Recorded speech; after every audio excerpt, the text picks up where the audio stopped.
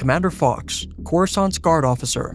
Commander Fox was a clone trooper officer bred from Jango Fett's DNA on Kamino. He wore Red Phase II armor as commander of the Coruscant Guard.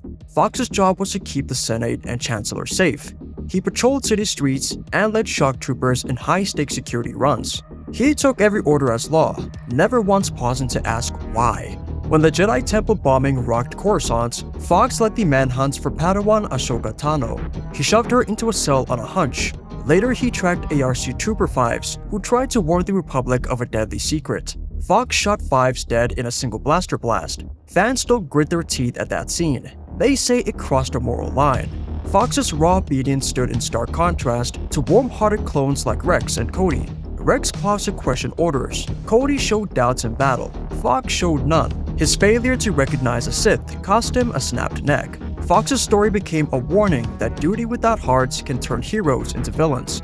Vice Admiral Holdo. Vice Admiral Holdo took command of the battered Resistance fleet in The Last Jedi after Leia fell ill. She stunned everyone with her secret plan to reach Crate rather than risk a head-on fight. When Poe pushed back, she stayed silent and watched the ships burn fuel, triggering a dramatic mutiny in the hangar.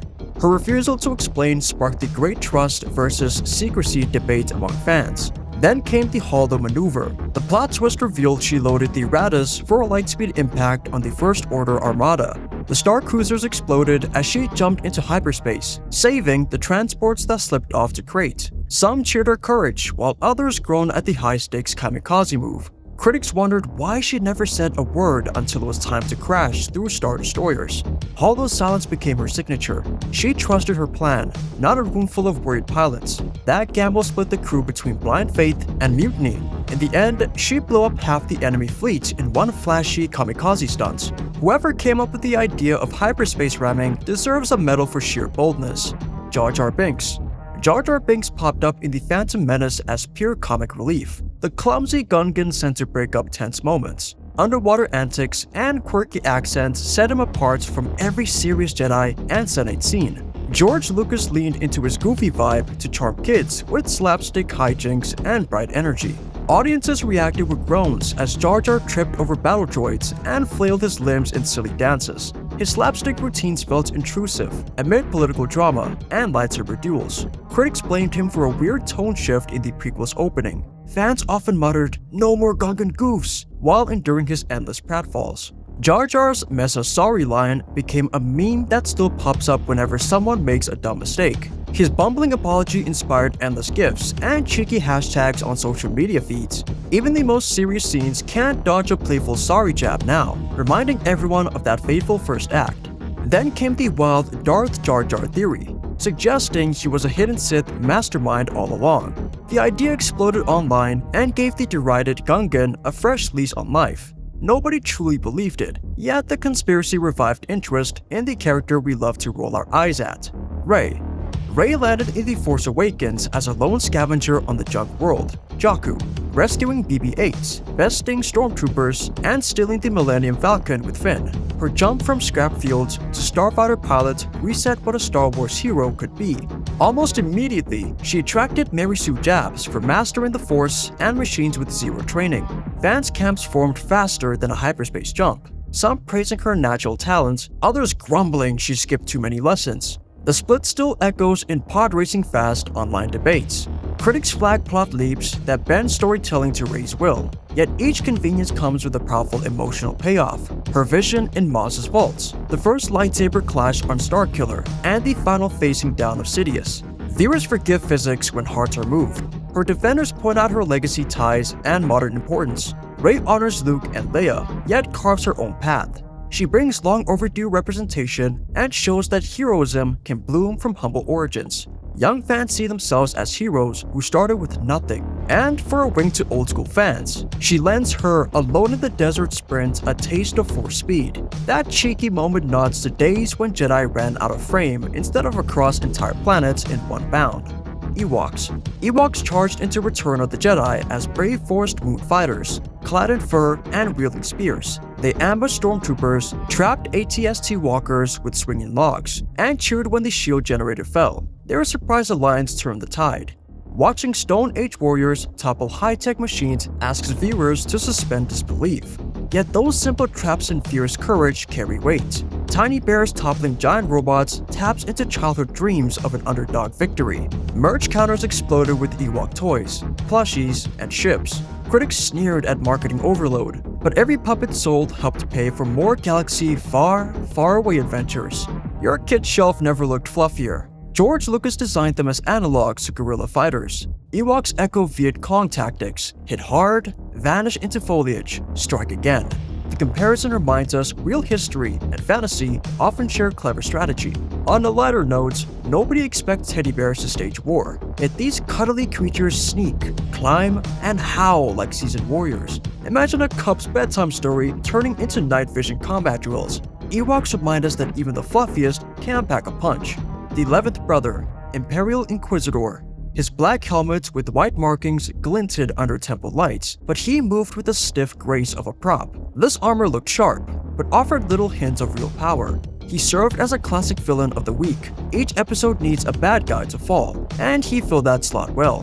One moment, he loomed. Next, he lay broken by a single hero. His arc felt cut and dry. Behind the scenes, canon lore blames weak apprentices. That half-baked skill explains why he never stood a chance when the real Jedi showed up. Even so, his arrival gave viewers chills for minutes. That deep breathing under the mask and slow blade spin created real tension. When he died, the moment passed, but that brief scare sticks in memory like a good jump scare in a story. Reva, the third sister. Reva Savander rose from Jedi youngling to third sister after surviving Order 66. Her fear and anger drove her into the Inquisitorius. She hunts Obi-Wan Kenobi not for Empire, but to draw Vader out and kill him. Her need for revenge lets her mask loyalty as duty. Her revenge plan jumps around. First, she nets Leia, then chases Kenobi, then seizes droids. Each move hints at brilliant strategy, but reads like scenes stitched together. Her motives blur when she pleads loyalty to Vader, even though her true goal is a personal vendetta. That mismatch muddies her choices. Her turn from vengeful hunter to merciful savior lands suddenly on Tatooine. One moment she aims to kill Luke, next she carries him home like a hero. The switch feels shoehorned by writers racing to wrap up her arc, a clumsy twist, but at least it spares us another dark apprentice dying for drama. Rose Tico.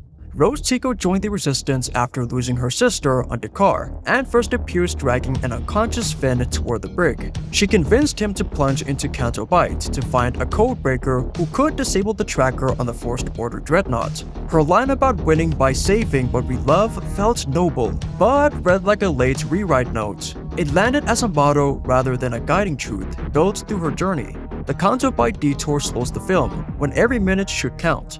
Glittering casinos, freed fathers, and a whirlwind chase had key moments but removed momentum from the main fight. Rose's crash into Finn at crates and her "fight for what you love" speech give her a hero spot. Yet the battle would have turned the same without her speeder ram. Her bravery is heartfelt but barely ripples in the Resistance's broader struggle. She kisses Finn while he's dazed and injured. He nods and they part ways as friends. Later she geeks out over engine specs on a John Claus, while Finn flies off without a thank you message. A saving grace for Finn, but a love note with no reply from our hero mechanic. Pong Krell, Jedi Master in TCW. Pong Krell burst onto the Umbara campaign as a veteran Jedi general, only to reveal his true colors by betraying the Republic. He seized command from Anakin's 501st, feeding his dark visions of a new order, and hoping Count Dooku would name him an apprentice. Krell's battle plan boiled down to more firepower, more bodies. He marched clones into ambushes, refused retreats, and even ordered deserters shot without trial. His casualties topped every report, earning him grudging respect for victories but horror for the human cost. Once sworn to protect life, Krell twisted Jedi teachings into a license for slaughter.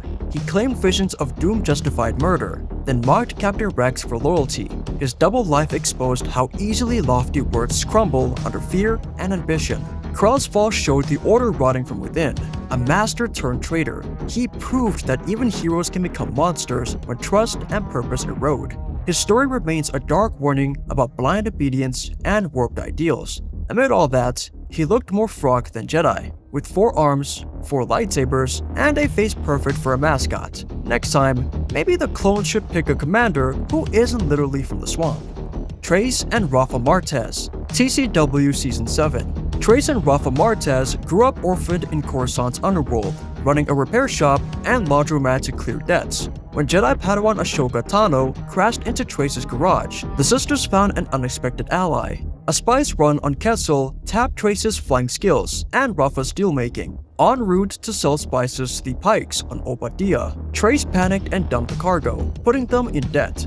Rafa's anger nearly doomed them until Ahsoka helped bluff their captors. Imprisoned by the Pikes, Rafa worried over debts, while Trace stayed calm. Ahsoka rigged explosives and mind-tricked guards to free them. The trio raced across retracting bridges, blasted through goons, and stole the Silver Angel to escape.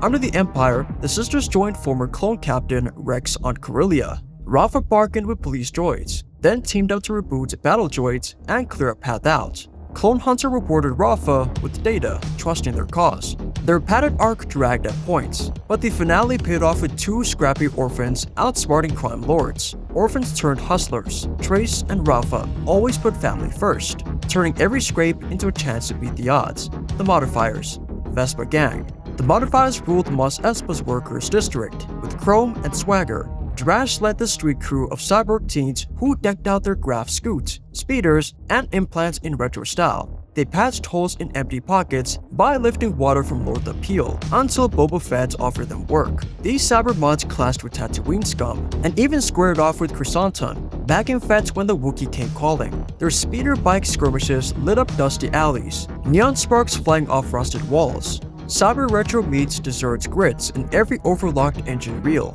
A high-octane chase through market stalls aimed for thrills but sputtered into cliché. Dodging Jawa vendors and moisture vaporators felt more paint by numbers than pulse pounding. Fett's cameo, with a nod to Nice Ride, played like fan service on wheels, a wink to old-school scooter clubs. In the end, these mods made more than noise. They taught Fett the value of youth and street smarts, and for all their tech upgrades, they revived scooter lore. 2 wheels, plenty of attitude, and never enough credits for fuel. Iden Versio, Inferno Squad. Iden Versio led Inferno Squad through the Empire's most secret missions, blasting Dreamer cells and hunting down Whisper agents. As a TIE pilot, she locked onto Y-Wings at Yavin and watched the Death Star explode around her. Her calm precision earned her command of the Corvus and a reputation for getting the dirty work done. After Ondor and the Emperor's final orders scorched for dose, Iden broke with her father's plans and freed civilians from climate bombs. She and Del Meeko dumped their ties for X-Wings. That switch from unwavering Imperial to Rebel Ace felt sudden, but her family stakes kept it from feeling hollow. Battlefront's 2 campaign is packed with city raids, forest skirmishes, and Corvette chases. Players cheered Iden's grits, but noted the trope fatigue of a rogue hero turning coat in a single mission. Her inner conflict flashed by too fast for some, leaving deeper motives and the Dreamer's backstory underused. Still, few can claim they redeemed themselves by saving Naboo, Jakku, and a daughter all in one game. Iden's arc ends with her tactical data rod in Zay's hands and a final wink to quick career changes, because why choose a side when you can lead them both? Captain Phasma. Captain Phasma arrived shining in chrome. She towers over other villains with gleaming armor that reflects light like a disco ball in space. The side of her leads the First Order troopers with cold precision and a hint of mystery. Phasma's merchandising blitz promised a heavyweight role, but she barely cameoed. Posters, toys, and trailers teased epic showdowns, only for her to vanish after a few battle beats. Fans joked that her armor catches more dust than blaster bolts. Her duel with Finn and Han felt undercooked but packed a punch. She cackled and clashed Baton's with Finn or Starkiller Base. Books and comics fill the gaps, taking her back to Parnassus and the betrayal of her clan. They paint her as a survivor with schemes, training stormtroopers and scheming with Hux. These stories let her step out of the shadows. DJ burst into Finn and Rose's subplot on Canto Bight. He jumped them a ship, sliced the Supremacy's locks, and then bolted when Phasma arrived. He pushed the mission forward, offered slick solutions, and vanished with the reward as Finn and Rose took the fall. His mantra, "Don't join," flashed on his cap.